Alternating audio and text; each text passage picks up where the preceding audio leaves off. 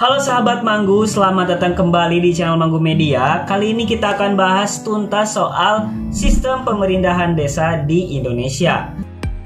Sistem pemerintahan desa di Indonesia diatur dalam Undang-Undang Nomor 6 Tahun 2014 tentang desa yang diperbarui lewat Undang-Undang Nomor 3 Tahun 2024. Undang-undang ini memberikan otonomi kepada desa untuk mengelola urusan lokal seperti administrasi, pembangunan, dan pemberdayaan masyarakat sesuai dengan kebutuhan dan budaya setempat. Desa bukan sekedar bawahan kabupaten atau kota, melainkan punya kuasa untuk bikin keputusan sendiri. Desa punya 3 pilar utama. Yang pertama, kepala desa.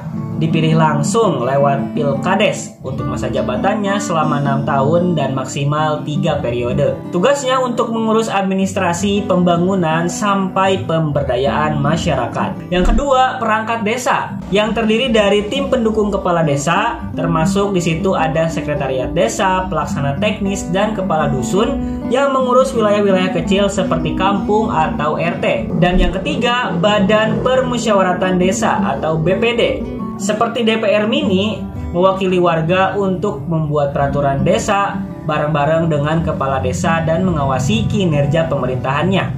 Keputusan besar diambil lewat musyawarah desa, forum yang melibatkan BPD, pemerintah desa, dan warga untuk nyari solusi bareng terhadap permasalahan yang ada. Ini benar-benar semangat gotong royong Indonesia. Keuangan desa dikelola lewat anggaran pendapatan dan belanja desa atau APB desa. Dan sumbernya ini berasal dari yang pertama pendapatan asli desa, seperti hasil usaha atau swadaya masyarakat. Yang kedua, dana desa. Ini dari APBN yang tahun 2025 lalu itu dialokasikan 71 triliun rupiah untuk seluruh desa di Indonesia. Dan yang ketiga, bantuan dari kabupaten, provinsi, atau hibah pihak ketiga. Nah, desa juga punya aset seperti tanah kas desa atau pasar desa yang dikelola lewat BUM desa untuk meningkatkan ekonomi warga. Menurut Peraturan Menteri Desa Nomor 2 Tahun 2024, dana desa tahun 2025 difokuskan pada 8 prioritas seperti penanganan kemiskinan ekstrim lewat BLT desa, ketahanan pangan, dan desa digital.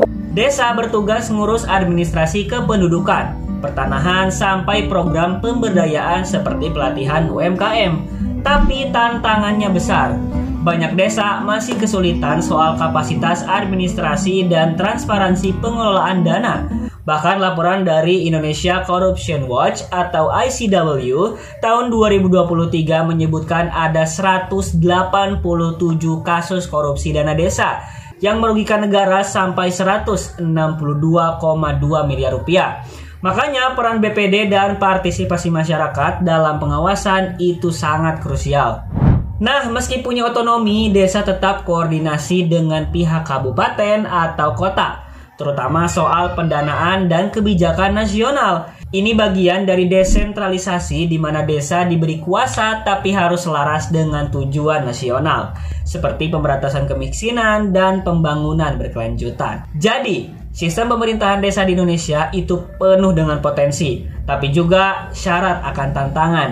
Dengan otonomi dan dana desa, desa bisa jadi ujung tombak pembangunan. Tapi transparansi dan partisipasi warga adalah kunci.